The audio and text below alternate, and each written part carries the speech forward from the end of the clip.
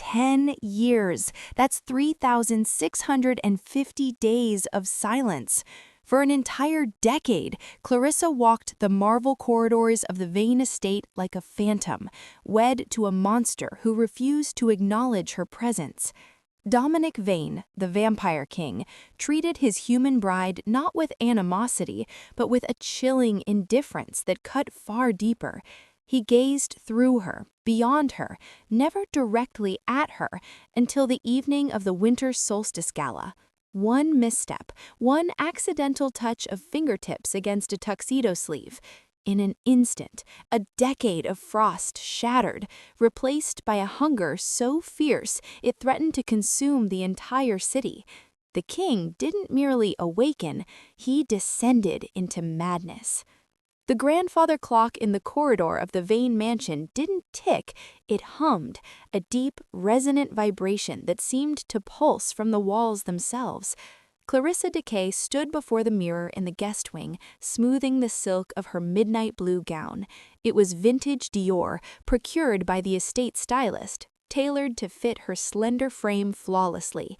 It was exquisite, it was costly, and her husband would never even glance at it. Tonight commemorated the 10th anniversary of the Treaty of Oakhaven, the political arrangement that had traded her, a 20-year-old daughter of a declining Irish political dynasty, to Dominic Vane, the primus of the North American Vampire Coven. Clarissa applied a coat of dark crimson lipstick, her hand trembling faintly. For 10 years, she had resided in this sprawling, brutalist mansion overlooking the Seattle skyline. She possessed access to unlimited credit cards, a fleet of vehicles she wasn't permitted to drive, and a staff of 30 servants who addressed her in hushed, sympathetic tones. But Dominic was a phantom. He stood 6 feet 4 inches of lethal grace, with hair the color of obsidian and eyes that shifted between glacial blue and predatory black. He was the most powerful being on the continent, and to Clarissa, she was nothing more than a document signed to prevent warfare between the human elite and the shadow world. A knock sounded at the door. "Enter," Clarissa said. The door opened, revealing Sebastian, Dominic's personal attendant. He was an older vampire, turned perhaps in the late 19th century, who maintained a rigid Victorian demeanor. "Madam," Sebastian bowed slightly, "the vehicle is waiting. The primus is already seated inside." "Of course he is," Clarissa whispered. He never waited in the foyer for her. That would suggest they were partners. She descended the grand staircase, her heels clicking against the cold stone. The air in the house was perpetually set to a frigid 50 degrees. Dominic preferred the cold. She pulled her cashmere wrap tighter around her shoulders. Outside, rain hammered against the pavement. The vehicle was a customized armored Rolls-Royce Phantom, its engine purring silently. The driver, a hulking ghoul named Brutus, opened the rear door for her. Clarissa slid into the leather interior. The partition was raised. Dominic sat on the far side of the bench seat, a tablet illuminated in his hand. He was reading stock reports.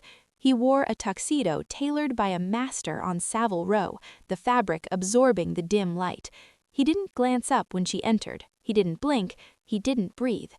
"Good evening, Dominic," her voice steady despite the knot in her stomach. "Clarissa," he swiped a finger across the screen. His voice was a deep baritone that reverberated in her chest. It was the only word he had spoken to her in 3 months. The previous time was to instruct her to stay out of the West Wing. The car pulled away, gliding into the rainy night. Clarissa gazed out the window, watching the city lights blur.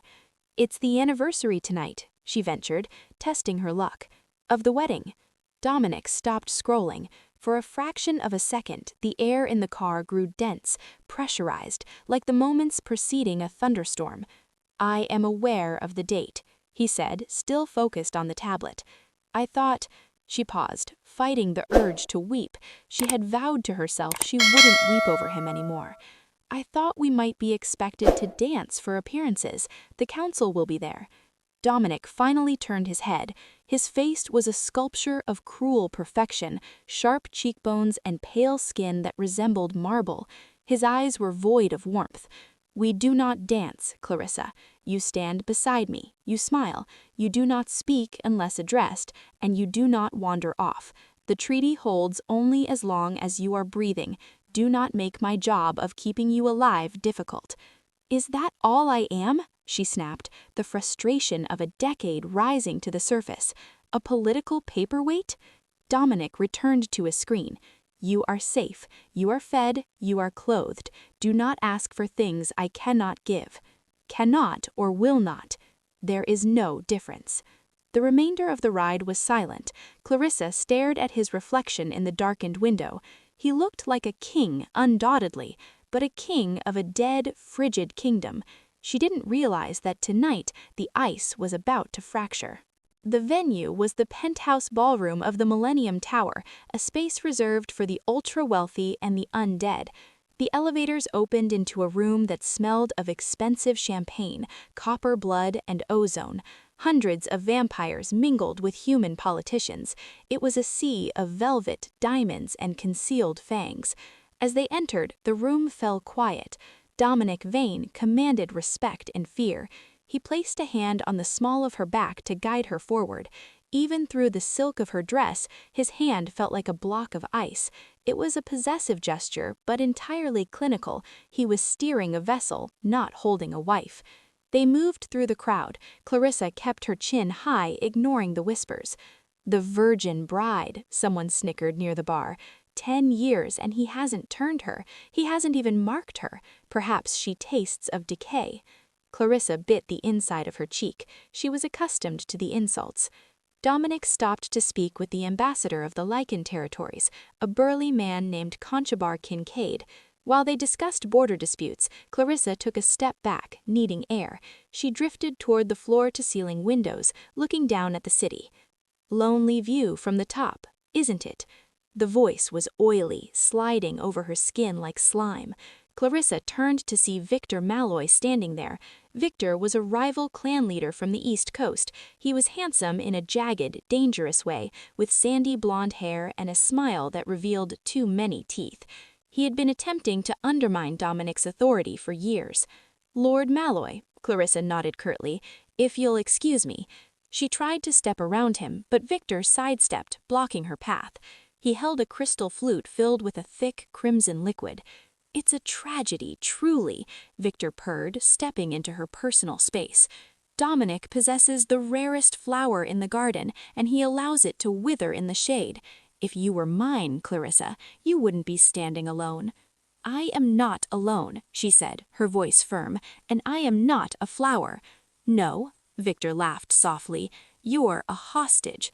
10 years, darling. Has he even kissed you? Has he tasted the pulse right here?"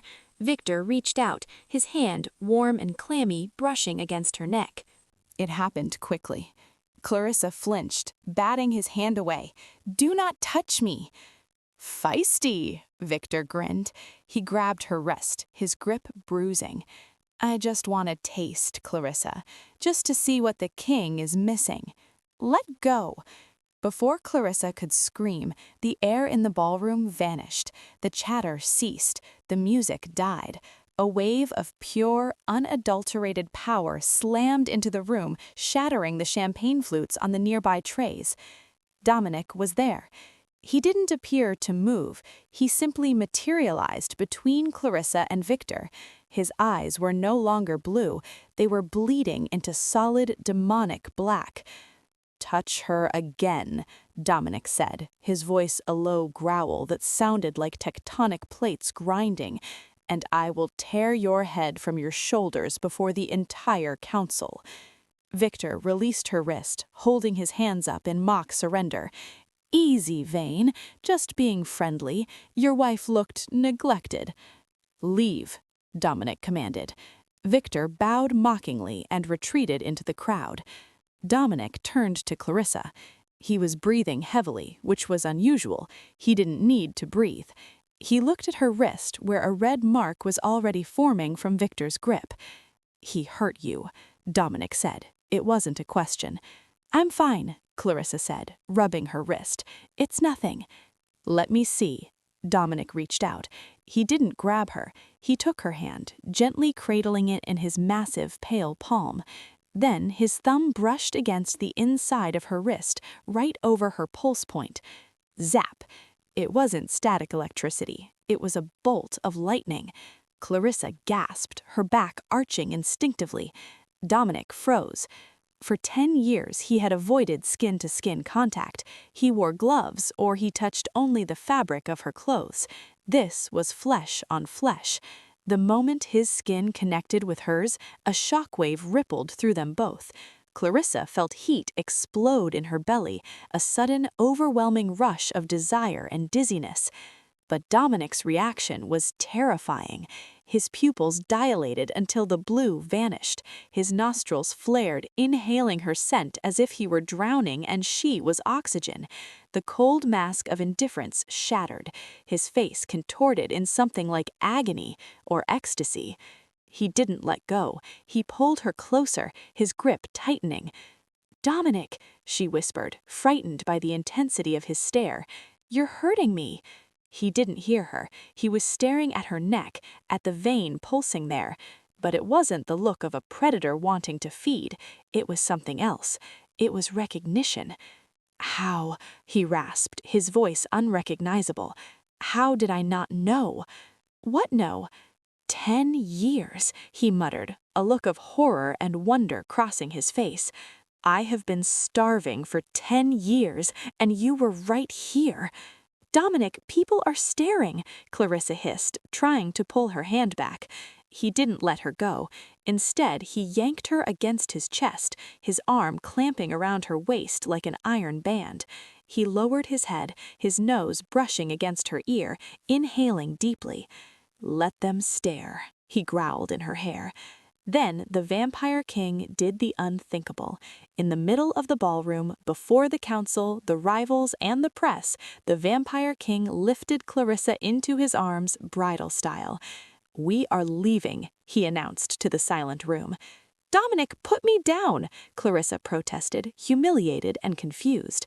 "Quiet," he snapped, but there was no malice in it, only desperate, frantic urgency. "If I don't get you out of here, I am going to take you on this floor, and I do not think you want an audience." Clarissa grew rigid. He marched toward the exit, his stride long and predatory. The crowd parted like the Red Sea. As they passed the threshold, Clarissa looked up at his face. The indifference was gone. In its place was a fire that terrified her. The king had awakened, and he looked ravenous. If you're feeling the intensity of this moment, comment below where you're watching from today. I want to hear from every corner of the world. The drive back to the Vane estate was nothing like the ride to the gala.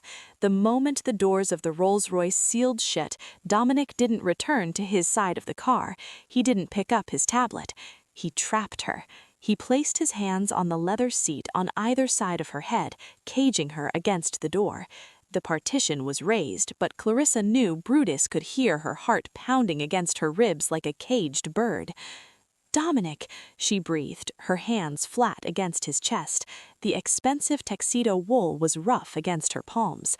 Beneath it, his body was rigid as stone. "Dominic," she breathed, "what is happening to you?" "You." The word emerged like an accusation. He leaned in, his face inches from her own. The car raced down the highway, the streetlights flashing rhythmically across his face, illuminating the sharp angles and the ferocious intensity in his eyes. "Why do you smell like that?" "Like what? I'm wearing the perfume you purchased for me." "Not the perfume," he growled. He lowered his face to her neck again, inhaling that deep, ragged breath. "The blood you are singing." Clarissa froze. "Singing?" "For 10 years," Dominic murmured, his lips brushing the sensitive skin below her ear, sending shivers down her spine. "Typastrum dust," he used to say, using the botanical name. Dust and parchment, like a human, pleasant but unremarkable. He traced the line of her jaw with his nose. "Tonight you smell like sunlight, like fire. It's driving a spike through my brain." He pulled back slightly to look her in the eyes. "What did Malloy do to you?" Nothing. He grabbed my wrist, that's all. He touched you, Dominic said, his voice dropping an octave. And then I touched you, and the barrier shattered. What barrier? Dominic slammed his hand against the leather seat, making her jump.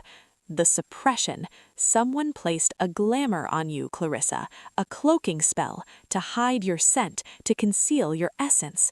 When our skin touched, the kinetic energy disrupted it. I don't understand magic, Dominic. I'm human. I don't have an essence. No, you are not merely human. No human blood smells like this. This is ancient. He looked at her mouth. His gaze was heavy, physical. Clarissa felt a pull in her stomach, a magnetic draw she couldn't explain. Despite 10 years of neglect, despite the fear, her body was responding to him. Dominic, she whispered. I should not be this close to you, he said, his voice strained.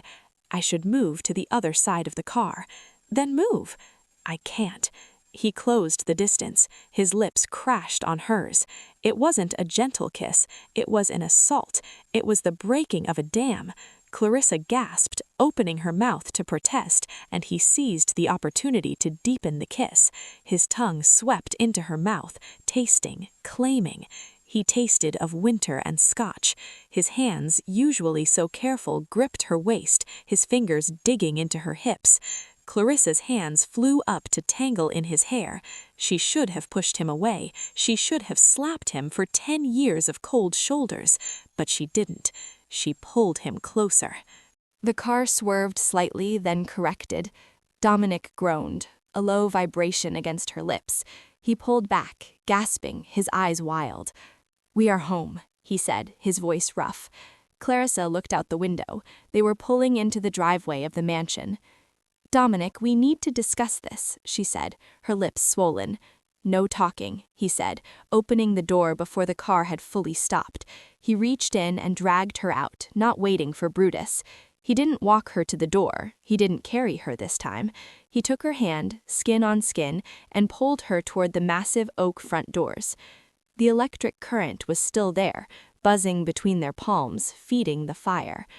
Where are we going? She asked, stumbling in her heels to keep up with his long strides. My chambers, he said. Clarissa stopped dead. I have never been permitted in your chambers. Dominic turned, his eyes blazing. The rules have changed. Why? Because I smell pleasant? She challenged, finding her spine. Because of a chemical reaction? You ignored me for a decade, Dominic. You don't get to simply decide you want me now. Dominic stepped closer, towering over her in the rain. The water soaked his hair, making it plaster to his forehead. He looked less like a king and more like a man on the edge of ruin. It is not about want, Clarissa, he said, his voice shaking with restrained violence. If I do not claim you tonight, if I do not complete the bond that has been dormant for 10 years, I will go insane, and I might slaughter everyone in this house. He offered his hand again. The rain dripped from his fingertips. Please, he said. The word was foreign on his tongue. Help me. Clarissa looked at his hand. She looked at the man who had been a stranger to her for a third of her life. She took his hand. The West Wing was not the dungeon Clarissa had imagined. It was a cathedral of solitude. Dominic kicked the heavy double doors shut behind them, the sound echoing like a gunshot. The room was vast, dominated by a wall of glass that overlooked the stormy Pacific Ocean. There was no bed in the traditional sense. Instead, a massive raised platform sat in the center of the room, covered in furs and dark silk sheets. The air here smelled of sandalwood, old books, and now the overwhelming copper tang of Dominic's arousal. He released her hand as if it burned him, pacing away toward the fireplace, where a gas fire flickered blue. He gripped the mantel, his knuckles white. Stay back, he warned, his voice a ragged growl. Just give me a moment to control the hunger. Clarissa stood near the door, hugging her arms around herself. The wet hem of her dress clung to her legs. She watched him, seeing the tremors racking his massive frame. He wasn't just a vampire. He was a creature of immense age and power, currently unraveling at the seams. You said you were starving, Clarissa said, her voice trembling but clear. For 10 years. Why didn't you simply take blood from the source? You have donors, you have the staff. Dominic turned, his face half in shadow. His eyes were still pitch black. It is not blood I am starving for, Clarissa. It is connection. He moved toward her again, slower this time, like a man approaching a bomb. Do you know what a sanguine knot is? Clarissa shook her head. It is the vampire equivalent of a soulmate. It is a biological imperative. When a vampire finds the one human whose genetic code creates a perfect harmonic resonance with their own, the world ceases. We become singular, possessive, obsessive. He reached out, hovering his hand over her cheek without touching. When I met you 10 years ago at the treaty signing, I felt... He paused, looking baffled. Nothing, he whispered. You were beautiful, yes, but you felt like static, empty air. I married you because the law demanded a union between the decay line and the vein line to preserve the peace. I stayed away from you because I resented you. I resented being shackled to a human who stirred nothing in me. Clarissa felt a tear slip down her cheek. So you ignored me because I was boring? No, Dominic roared softly, the sound vibrating in the floorboards. He closed the gap, cupping her face in his hands. The electricity zipped through them again, stronger this time. He ran his thumbs over her cheekbones. I have wasted a decade. I have left my queen in the cold while I slept in the darkness, and I will kill whoever stole those years from us. Clarissa looked into those abyss-like eyes and saw her own reflection. The anger she had held on to began to melt, replaced by the sheer intensity of his need. What happens now? She asked. Dominic lowered his head, his lips hovering over hers. Now I claim what is mine. I need to ground the bond, Clarissa. I need to mark you. If I don't, the energy surging between us will burn me out from the inside. He paused, searching her eyes. I will not hurt you, but I need to taste you. Do you consent? Clarissa didn't hesitate. She had been lonely for 10 years. She had lived in a cold house with a cold husband. Now the fire was here. Yes, she whispered.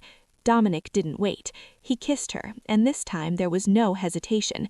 He lifted her off the floor, her legs wrapping around his waist, and carried her to the massive platform bed. He laid her down on the silk, his body covering her like a shield. The weight of him was heavy, comforting. He tore the expensive Dior dress down the side, a sound of rending fabric that made Clarissa gasp, and stripped it away until she lay before him in nothing but her lace undergarments. Dominic looked at her with reverence that made her chest ache. He traced the scar on her knee from a childhood fall, the curve of her hip, the pulse fluttering in her throat. Perfect, he murmured. He kissed his way down her neck, his tongue hot and wet against her cool skin. When he reached the sensitive spot where her neck met her shoulder, he paused. This will sting, he warned. Do it, she said, arching into him. Dominic sank his fangs into her. It wasn't pain, it was a sharp pinch followed by a rush of euphoria so intense Clarissa cried out. It felt like drinking champagne on an empty stomach, like floating, like falling. She could feel him, his emotions, his regret, his fierce protectiveness, flooding into her mind. Mine, his mind whispered into hers. Finally, mine. He didn't drink deeply. He took just enough to seal the bond. He licked the wound closed, his saliva sealing the skin instantly. When he pulled back, his eyes had returned to their glacial blue, but they were bright, shining with a clarity she had never seen. You are in my blood now, Clarissa, he said, his voice thick, and I am in yours. No one touches you again. No one looks at you. You are the Queen of the North. The rest of the night was a blur of skin, heat, and a decade of pent-up longing unleashed. For the first time in 10 years, the grandfather clock in the hall seemed to cease. There was no time. There was only Dominic. Morning light didn't exist in the Vane estate. The blackout curtains were automated and absolute. Clarissa woke to the sensation of a heavy arm draped over her waist and the sound of steady, slow breathing. She lay there for a moment, disoriented. The silk sheets felt different, softer, colder than the ones in the guest wing. Then the memories of the night crashed into her, the gala, Victor Malloy, the car ride, the bite. She turned her head. Dominic was asleep beside her, face down in the pillow. In repose, he looked younger, the harsh lines of his face smoothed out. He looked like the fallen angel the tabloids always painted him as. She shifted, trying to slide out from under his arm. His eyes snapped open. There was no grogginess, no waking up. 1 second he was asleep, the next he was fully alert. His arm tightened around her, pulling her back against his chest. "Where do you think you are going?" His voice rumbled, deep and gravelly. "Bathroom," Clarissa squeaked. Dominic buried his face in her neck, inhaling deeply. "You are not leaving this room." "I have to use the bathroom, Dominic." He chuckled, a sound she had never heard before. It was rusty, but genuine. He released her. 5 minutes, then you return to bed. Clarissa grabbed one of his silk robes, wrapping herself around it. It smelled of him, cedar and rain. She walked to the ensuite bathroom, which was larger than her old apartment in Dublin. As she washed her face, she looked in the mirror. She looked different. Her skin seemed to glow. Her eyes were brighter. And there, on the crook of her neck, was a faint, silvery scar, the mark. When she returned to the bedroom, Dominic was sitting on the edge of the bed, wearing only black lounge pants. He was on the phone, his voice cold and commanding. "I want the security footage from the wedding. Yes, 10 years ago. Retrieve them from the physical archives. And call Sebastian. We need the oracle." He hung up as she entered, his expression darkened. "You look troubled," she said, sitting beside him. He immediately took her hand, lacing their fingers together. "I am furious," he corrected. "I spent the night analyzing the energy signature of the spell that was on you. It was complex, Clarissa. High-level blood magic. It wasn't something Victor Malloy could pull off. He's a thug, not a sorcerer." "Then who?" "That is what we are going to discover." A knock came at the door. "Enter," Dominic barked. Sebastian entered, pushing a cart with breakfast, steak, rare for Dominic, and eggs Benedict for Clarissa. The butler kept his eyes strictly averted from Clarissa, which was new. Before, he looked at her with pity. Now he radiated fear. "The vehicle is ready, Primus, and I have located the address you requested." "Good," Dominic stood up. "Eat, Clarissa. We are going out." "Where?" "To see the only person in Seattle who can trace a 10-year-old magical signature, an old witch named Agatha who runs an antique shop in Pioneer Square." An hour later, the Rolls-Royce was navigating the wet streets of Seattle. It was a gray, dreary day, typical for the Pacific Northwest. Dominic held her hand the entire way, his thumb rubbing over her knuckles. They parked in front of a shop called the Dusty Hourglass. The windows were cluttered with eerie dolls, tarnished silver, and taxidermy. "Stay close to me," Dominic murmured as they exited the car. "Agatha is eccentric, and she doesn't like vampires." The bell chimed as they entered. The shop smelled of sage and cat litter. From behind a counter made of reclaimed driftwood, a tiny, withered woman with wild white hair peered out. She was smoking a pipe that smelled like burning lavender. "Dominic Vane," the woman cackled, her voice like dry leaves. "I thought I smelled death and expensive cologne." She shifted her gaze to Clarissa, and her eyes widened. "And you've brought a human, but she doesn't smell human anymore. You marked her." "I need your eyes, Agatha," Dominic said, placing a heavy gold coin on the counter. It was a Spanish doubloon, centuries old. Agatha snatched the coin.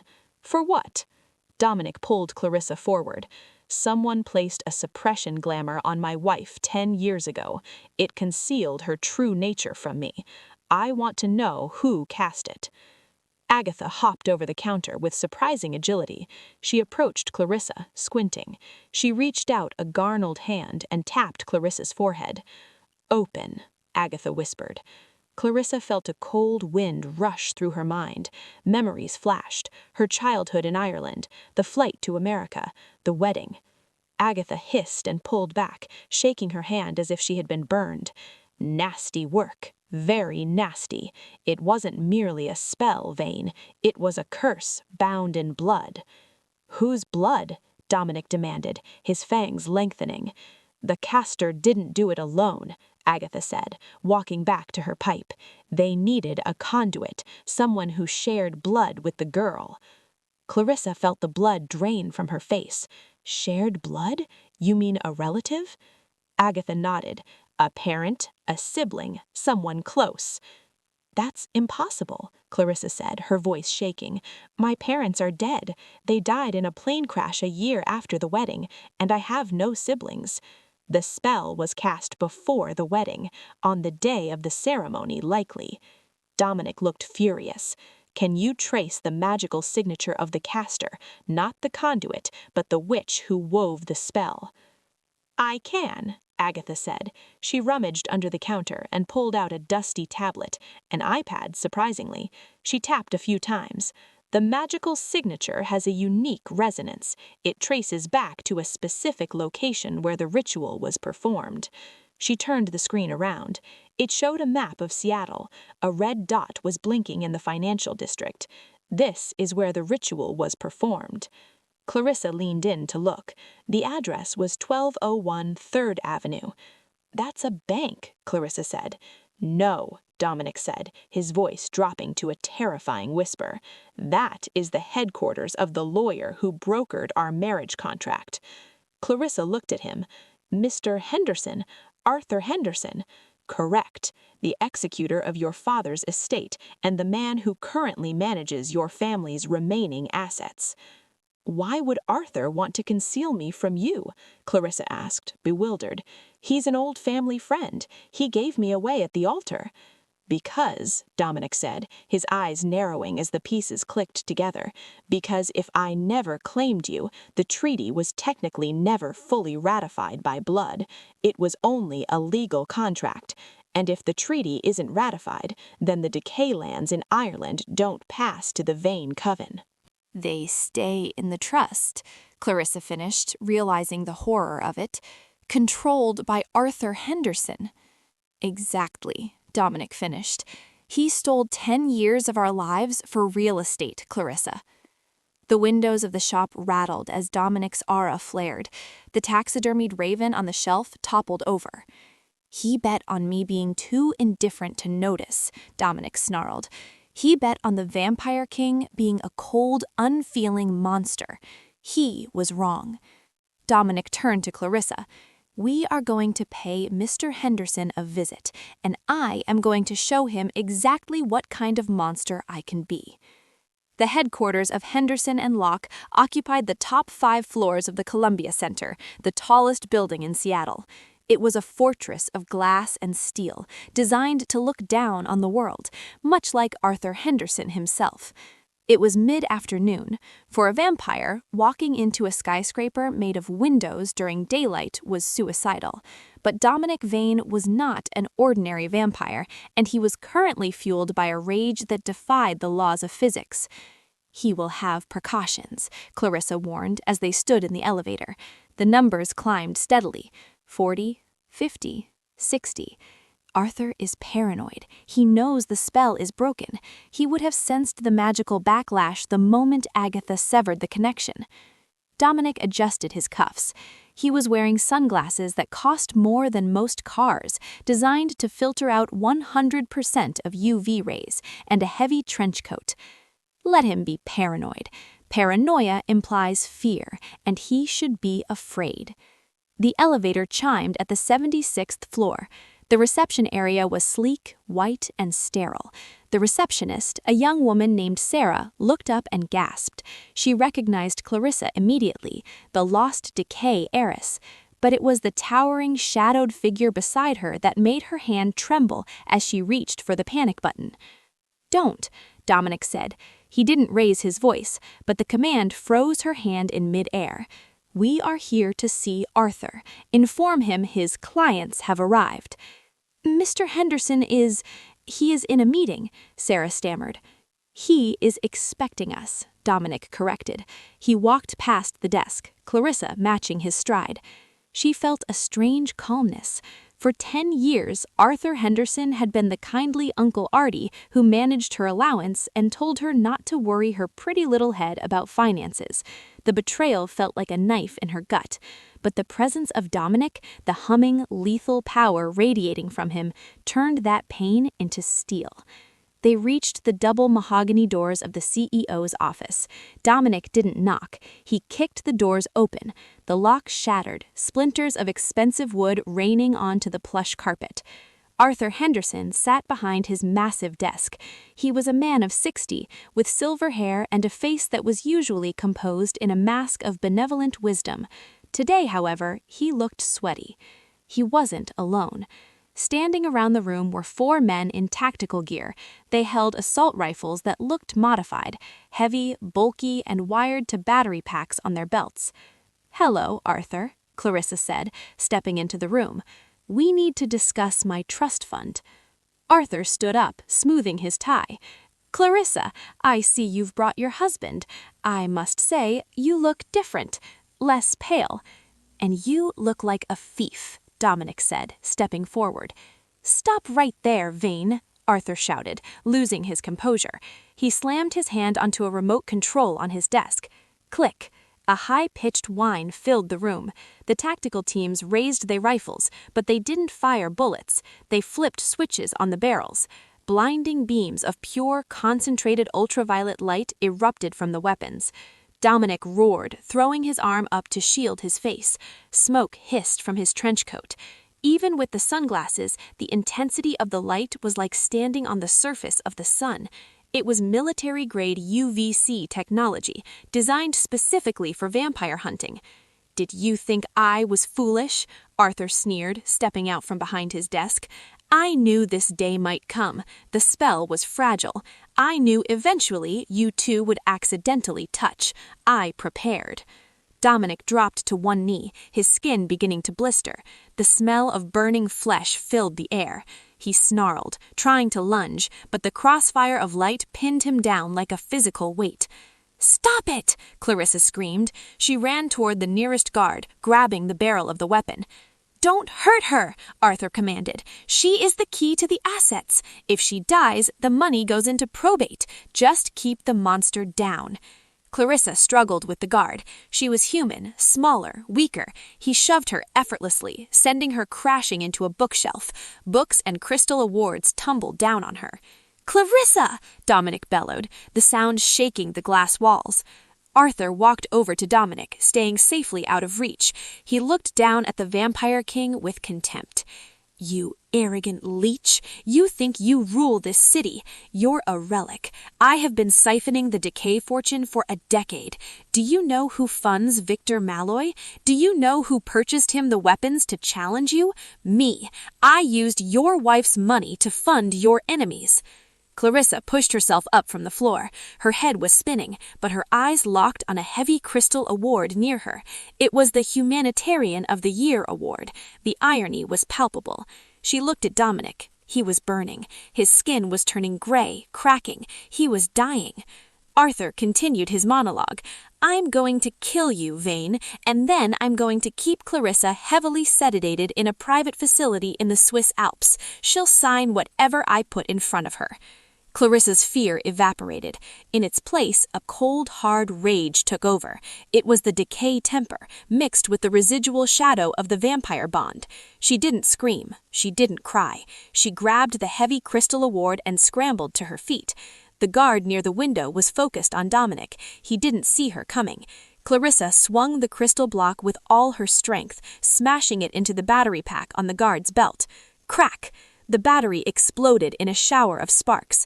The ultraviolet light died instantly. The guard screamed as the acid from the battery burned his leg. "One down!" Clarissa shouted. The distraction was all Dominic needed. With one light source extinguished, the pressure lifted just enough. Dominic didn't rise. He launched himself from his kneeling position like a missile. He moved faster than the human eye could track. He tore through the remaining 3 guards in a blur of violence. He didn't kill them. He simply broke them. Arms snapped, weapons crushed, bodies thrown across the room into the walls. In 3 seconds, the room was silent save for the groans of the mercenaries. Arthur Henderson stood alone in the center of the room. He fumbled for a pistol in his desk drawer, his hands shaking violently. Dominic was on him before he could lift the gun. He grabbed Arthur by the throat and slammed him against the floor-to-ceiling window. The glass cracked, a spiderweb of fractures spreading out behind Arthur's head. "You stole 10 years," Dominic hissed, his face inches from Arthur's. His skin was already healing, the burns knitting together before their eyes. "You stole 10 years of her laughter, 10 years of her touch. You made me ignore my own soul." "Please," Arthur wheezed, his feet dangling off the floor. "I can pay you. I have millions hidden." "I don't want your money," Dominic growled. "I have more wealth than God." Clarissa stepped forward. She smoothed her hair, though her dress was torn and she was bleeding from a cut on her forehead. She looked every inch a queen. "Release him, Dominic," she said calmly. Dominic looked at her, his eyes still swirling with black rage. "He deserves to fall." "He does," Clarissa agreed. She walked over to the desk and picked up the phone. She dialed a number. "Who are you calling?" Arthur gasped. "The police." "No," Clarissa said coldly. "I'm calling the IRS, and the FBI, and the Bar Association. You see, Arthur, death is too easy. If Dominic drops you, it's over in seconds. But I want you to suffer. I want you to lose every penny, every shred of reputation, every friend. I want you to rot in a federal prison for embezzlement and fraud." She looked at her husband. "Release him. Let the humans deal with the trash." Dominic stared at her, impressed. The black in his eyes receded, replaced by that intense, burning blue. He smiled, a terrifying, proud smile. "As you wish, my queen." He dropped Arthur. The lawyer crumpled to the floor, gasping for air. "But," Dominic added, leaning down, "if you ever speak her name again, if you ever look at her, I will find you in whatever cell they put you in, and I will peel you slowly." Dominic walked over to Clarissa. He ignored the blood on his trench coat. He took her face in his hands, checking the cut on her forehead. "You are bleeding," he said, his voice distraught. "I'm fine," she said, placing her hand over his heart. It was beating wildly. "We won." Dominic kissed her forehead, right over the cut. "Let's go home. I need to burn this coat." If you think Arthur should get what's coming to him, smash that like button and subscribe. Justice tastes sweet, doesn't it? 3 months later, the Vane estate had changed. The cold, brutalist architecture remained, but the atmosphere was transformed. The temperature was raised to a comfortable 70 degrees. Fresh flowers filled every vase, Clarissa's favorites, white lilies and blood-red roses. Music played softly in the hallways. Tonight was the winter solstice again, 1 year since the fateful touch. But this was not just a gala, it was a coronation. Clarissa sat in the master suite, no longer the guest wing, as a team of stylists attended to her. This time, however, she directed them. "No," she said, looking at a pale pink dress. "Too soft. Bring me the crimson." She chose a gown of deep velvet red that matched the shade of arterial blood. It was strapless, showing off the creamy skin of her neck and shoulders, and there, proudly displayed, was the silver sliver of the sanguine knot. She didn't cover it with makeup, she wore it like a diamond. The door opened, and Dominic entered. The stylists immediately bowed and scurried out, leaving them alone. Dominic stopped in his tracks. He was wearing formal ceremonial robes over his tuxedo, black velvet lined with silver fur, the sigil of the Vane coven embroidered in platinum thread. He looked at her, and the hunger in his eyes was just as potent as it had been that first night in the car, but now it was tempered with deep, abiding adoration. "You look—" paused, searching for the word. "Lethal." "Good," Clarissa smiled, walking toward him. "I have a reputation to uphold." Dominic wrapped his arms around her waist, pulling her flush against him. "The council is waiting. The Irish delegation has arrived. The lands have been formally transferred to our joint names.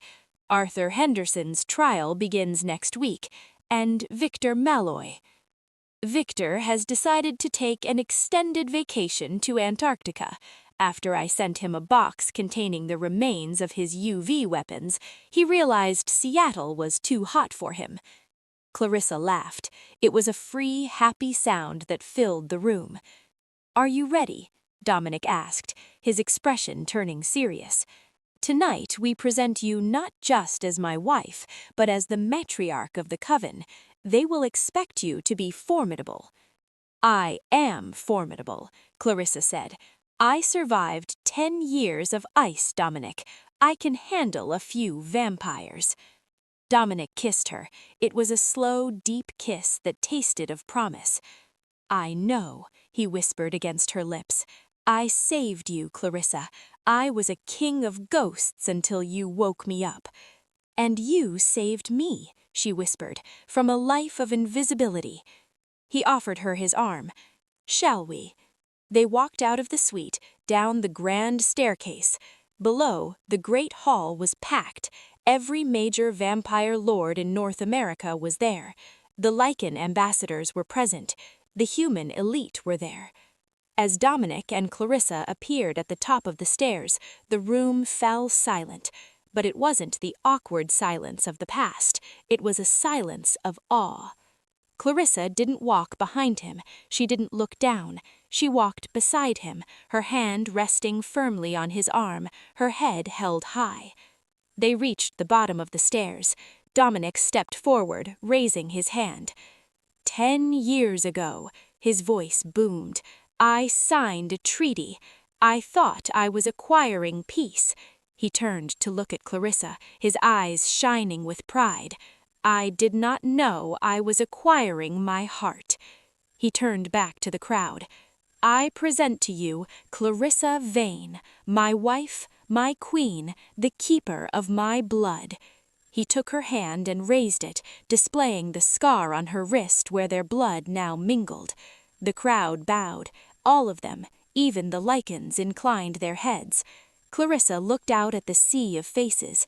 She saw the fear, yes, but also the respect. She looked at her husband, the monster who had become her savior. She squeezed his hand, and he squeezed back. 3 pulses. I love you. The ice had melted. The long winter was over. And as the music began to play, a waltz, finally Dominic swept her onto the floor. You promised me a dance, she teased. I promised you eternity, Dominic corrected, spinning her into the center of the room. The dance is merely the beginning. As they spun, the red of her dress blurring with the black of his robes, Clarissa knew one thing for certain. She would never be ignored again. And that, my friends, is the story of the Invisible Duchess and the Vampire King. Can you imagine residing in the same house for 10 years, being ignored by your own husband, only to discover it was a curse all along? I think the most satisfying part was witnessing Clarissa take charge in that office. She didn't need fangs to be dangerous. What would you do if you were in Clarissa's shoes? Would you have forgiven Dominic for the 10 years of silence, even if it was magic? Or would you have made him work harder for it? Let me know in the comments below. I read every single theory. If you enjoyed this mix of romance, danger, and sweet revenge, smash that like button. It truly helps the channel grow. Until next time, keep dreaming.